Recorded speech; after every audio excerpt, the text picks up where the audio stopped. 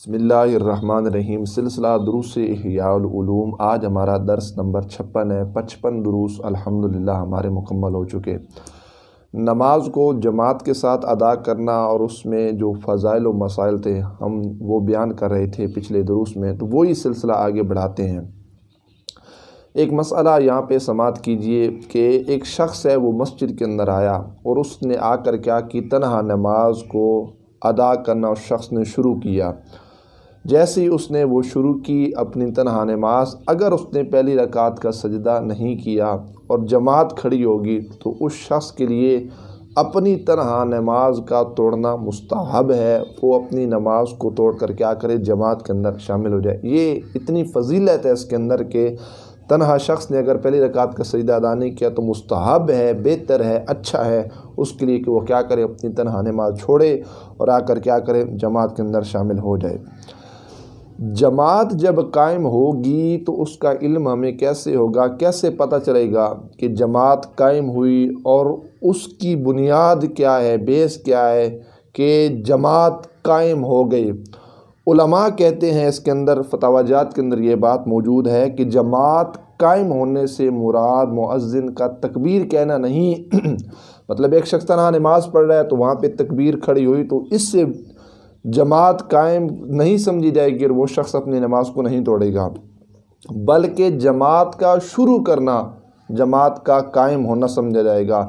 تکبیر ختم ہونے کے بعد جب اللہ اکبر سے جماعت کا آغاز ہوگا تو تب سمجھا جائے گا کہ جماعت کھڑی ہو گئی ہے۔ اس صورتحال میں پھر وہ تنہا جو نماز پڑھ رہا ہوگا وہ کیا کرے گا، اپنی نماز کو اس حیثیت سے توڑے گا۔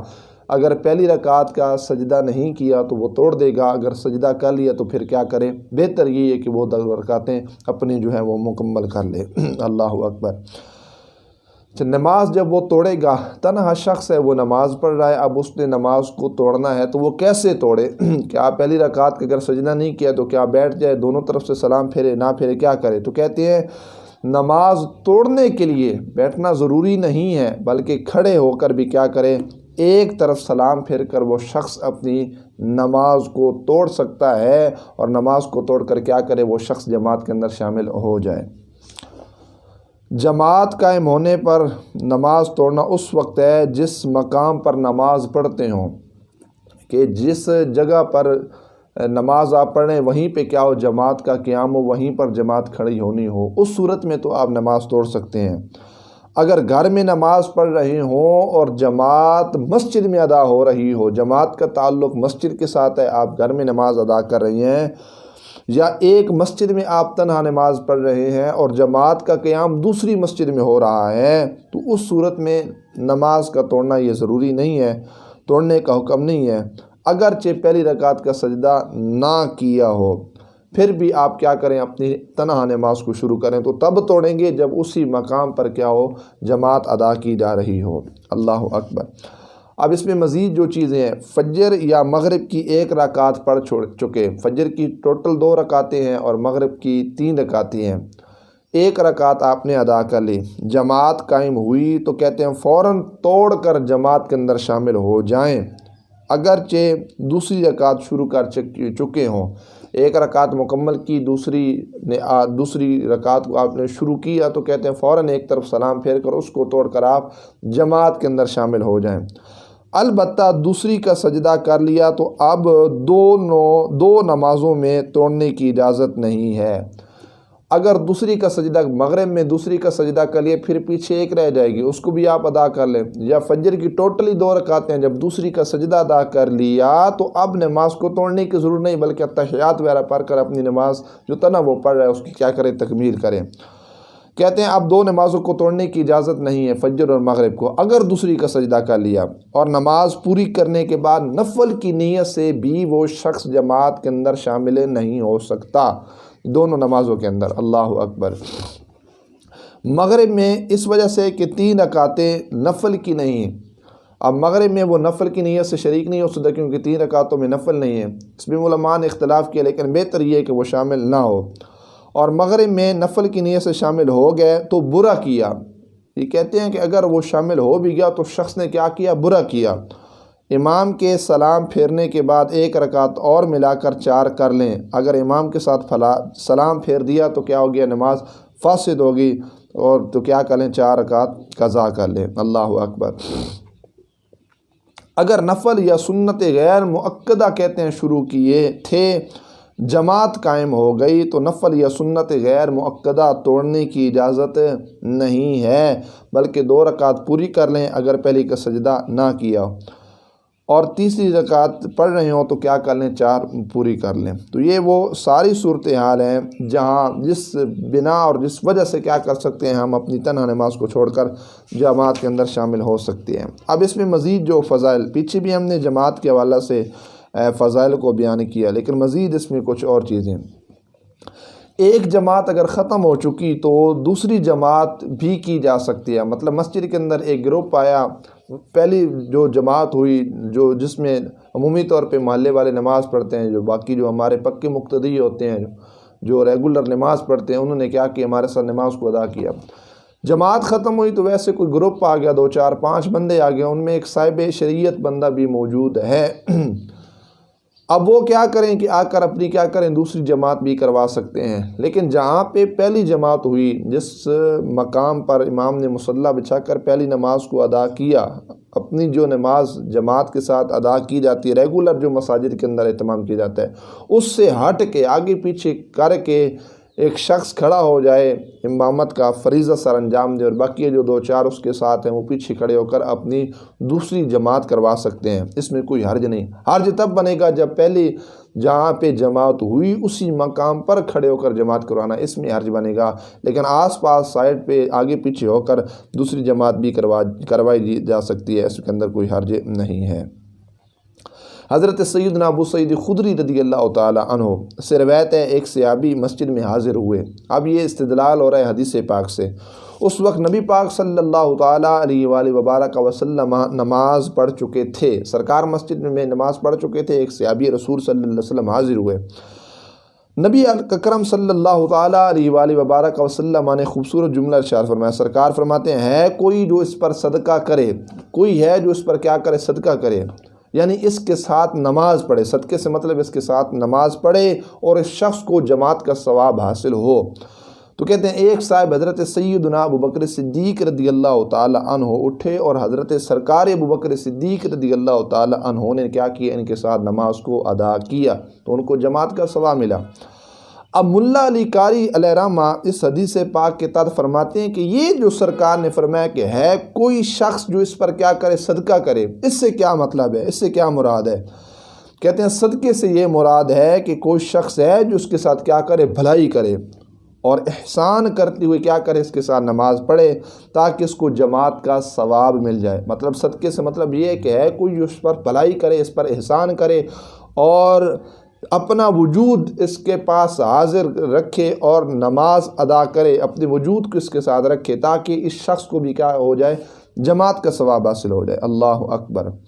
اور اس میں مزید جو ہے علماء کرام نے یوں کہا کہ نبی پاک صلی اللہ تعالیٰ علیہ وآلہ وبارک وسلم نے جو کہا نا کہ کوئی ہے جو اس پر صدقہ کرے، کہتے ہیں اس وجہ سے سرکار نے صدقہ کہا کیونکہ اس پر 26 گنا ثواب صدقہ کیا، یعنی اسے 27 درجے نمازوں کا ثواب ملا، اور اگر وہ شخص اکیلا نماز پڑھتا تو اس کو 1 نماز کا ثواب ملتا۔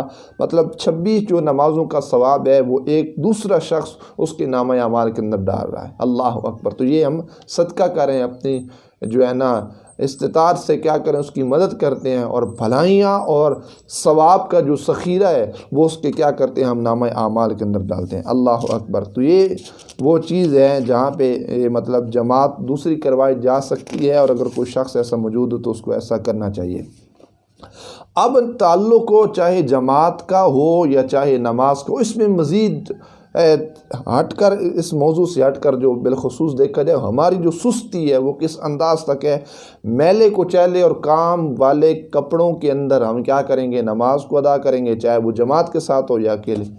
جبکہ ہم نے اگر کسی دوست کے پاس جانا ہو، کسی محفل پہ جانا ہو، کسی اچھے شخص سے ملاقات کرنی ہو تو ہم اچھا لباس بھی پہنیں گے، اچھی چادر بھی ڈالیں گے، اچھا امامہ شریف بھی ڈالیں گے، اور ہر وہ چیز جس کے اندر ہم معزز نظر آئیں، وہ ہم سارا صورتحال ہم اس کو اپنائیں گے، تاکہ ہم نے کسی کی ملاقات کے لیے جانا ہے، کسی ہوٹل پہ جانا ہے، کسی دعوت پہ جانا ہے، دعوت ولیمہ پہ جانا ہے، خوشی کی محفل پہ جانا ہے، تاکہ رشتہ دار دوست احباب کے ساتھ ہماری ملاقات ہو تو وہ سمجھیں کہ یار فلاں بندہ بڑا معزز ہے، بڑا عزت دار ہے۔ ہمیں یہ سوچنا چاہیے کہ اللہ کی بارگاہ کے اندر جب ہم آئیں تو سب سے اچھا، عمدہ، پاکیزہ ترین لباس جو ہے وہ ہمارے اجسام پر ہونا چاہیے، تاکہ جہاں اللہ کریم جل جلالہ کی بارگاہ میں آ کر اگر ہمارے ظاہری باطنی لحاظ سے اچھے انداز میں جتنی پاکیزگی ہوگی، اتنی اللہ کریم جل جلالہ کی کرم نوازی کی جو براسات ہوگی وہ ہم پر ہوگی۔ حضرت سیدنا امام اعظم ابو حنیفہ رحمۃ اللہ تعالی علیہ رات کی نماز کے لیے قیمتی قمیص، شلوار، امامہ اور چادر پہنتے تھے۔ اگرچہ رات میں بنسبت دن کے تھوڑی سی کمزوری ہونی چاہیے تھی، لیکن امام اعظم ابو حنیفہ علیہ رحمہ رات کے وقت بھی، رات کی جہاں پہ کوئی دیکھنے والا نہیں ہوتا، اللہ کی بارگاہ کا معاملہ ہے، وہاں پہ اچھا لباس ہے، اچھی شلوار ہے، اچھی قمیص، اچھا امامہ اور اچھی چادر کے ساتھ امام اعظم ابو حنیفہ علیہ رحمہ رب کی بارگاہ میں جاتے ہیں، اور علماء نے کہا 1500 درہم کا وہ لباس ہوتا جس کو پہن کر امام اعظم ابو حنیفہ رحمۃ اللہ تعالی علیہ نماز ادا کیا کرتے تھے۔ تو یہ انداز ہونا چاہیے ہمارے لباس کے اندر، اچھا لباس پہن کر رب کی بارگاہ کے اندر جانا چاہیے۔ اللہ اکبر۔ تو یہ رات کا انداز تھا۔ اور اعلیٰ حضرت مجدد دین و ملت مولانا امام احمد رضا خان فاضل بریلوی رحمۃ اللہ تعالی علیہ رضی اللہ تعالی عنہ کی اگر بات کی جائے تو ان کے ایک خلیفہ ہیں مولانا محمد حسین چشتی نظامی فخری رحمۃ اللہ تعالی علیہ، جنہیں چند سال امام احمد رضا خان فاضل بریلوی رحمۃ اللہ تعالی علیہ کے فتاوی جات لکھنے کی توفیق ملی، اور انہوں نے خدمت سر انجام دی۔ اعلیٰ حضرت علیہ رحمہ کی خدمت کیا کرتے تھے، فتاوی جات کو انہوں نے لکھا، کچھ فتاوی جات کو۔ آپ فرماتے ہیں مولانا حسین چشتی علیہ رحمہ، کیا فرماتے ہیں کہ اعلیٰ حضرت رحمۃ اللہ تعالی علیہ تمام عمر لازمی طور پر جماعت کے ساتھ نماز ادا کیا کرتے تھے۔ یہ اعلیٰ حضرت رحمۃ اللہ تعالی علیہ کی زندگی کی سیرت کا ایک پہلو کہ اعلیٰ حضرت جماعت کے ساتھ نماز ادا کیا کرتے تھے۔ اور پھر وہ خلیفہ صاحب جو کہتے ہیں، اعلیٰ حضرت رحمۃ اللہ تعالی علیہ کے خلیفہ کہتے ہیں جتنی ہی گرمی کیوں نہ ہو، اعلیٰ حضرت رحمۃ اللہ تعالی علیہ کی زندگی کا یہ معمول تھا، گرمی کے اندر بھی جب آپ نماز ادا کیا کرتے تھے تو امامہ شریف، دستار مبارک اور اچھی پوشاک کے ساتھ آپ کیا کرتے تھے، نماز کو ادا کیا کرتے تھے۔ تو یہ ایک فیضان ہونا چاہیے کہ اعلیٰ حضرت رحمۃ اللہ تعالی علیہ جب نماز کو ادا کیا کرتے تھے تو اچھے امامہ شریف کے ساتھ، اور ایسا امامہ، اور پھر گرمی کے موسم کے اندر بھی اعلیٰ حضرت رحمۃ اللہ تعالی علیہ کا یہ لباس، اور اس میں کس انداز کے ساتھ ان کی احتیاط تھی کہ ان کے عقیدے اور اذہان اور قلوب کے اندر یہ بات ہوتی کہ جہاں ہم نے اچھے لباس پہن کر دنیا داروں کے سامنے جانا ہوتا ہے، وہاں ہم نے اللہ پاک جل جلالہ کی بارگاہ میں جانا ہے، تو ہم وہ لباس جس کو ہم پہن کر دنیا داروں کے پاس جاتے ہیں بنسبت اس سے مزید بہتر لباس پہن کر اللہ کریم جل جلالہ کی بارگاہ میں جایا جائے، اور اللہ پاک جل جلالہ کی بارگاہ میں جا کر اس کی عبادت کا حق جو ہے وہ ادا کیا جائے۔ اسی طرح حضرت سیدنا عثمان غنی رضی اللہ تعالی عنہ سے روایت ہے، ہمارے آقا صلی اللہ تعالی علیہ وآلہ وبارک وسلم کا ارشاد دے گرامی ہے، سرکار نے فرمایا جس نے کامل پورا وضو کیا پھر فرض نماز کے لیے چلا، اور سرکار کہتے ہیں اور امام کے ساتھ نماز پڑھی، مطلب اس شخص گھر سے جب چلا اور کامل اکمل وضو کیا اور جماعت کے ساتھ اس نے نماز کو ادا کیا، تو سرکار کہتے ہیں اس کے گناہ بخش دیے جائیں گے۔ اس کے گناہوں کا کفارہ ہے نماز کو جماعت کے ساتھ ادا کرنا، اور نماز کو جماعت کے ساتھ ادا کرنا اور جماعت میں معیت اختیار کرنا، جماعت والوں کے ساتھ ہو جانا، یہ ہمارے گناہوں کا کفارہ ہے۔ اسی طرح حضرت سیدنا مولا علی المرتضیٰ شیر خدا رضی اللہ تعالی عنہ کے حوالے سے آتا ہے کہ بیت المال کی صفائی کرواتے، پھر اس میں اس جگہ پر نماز ادا کرتے، فرماتے ہیں بروز قیامت یہ جگہ ان کے حق میں کیا دے گی، گواہی دے گی۔ تو یہ کوشش کرنی چاہیے حتی الامکان کے جتنا ممکن ہو سکے اچھے انداز میں اللہ کریم جل جلالہ کی بارگاہ میں جایا جائے، اور جتنی پاکیزہ جگہ جسم کپڑے ہوں گے اتنا اللہ کریم جل جلالہ کی طرف سے ہم اسلام کو فیضان نصیب ہوگا۔ اللہ پاک جل جلالہ عمل کی توفیق نصیب فرمائے۔ وآخر دعوانا ان الحمد للہ رب العالمین۔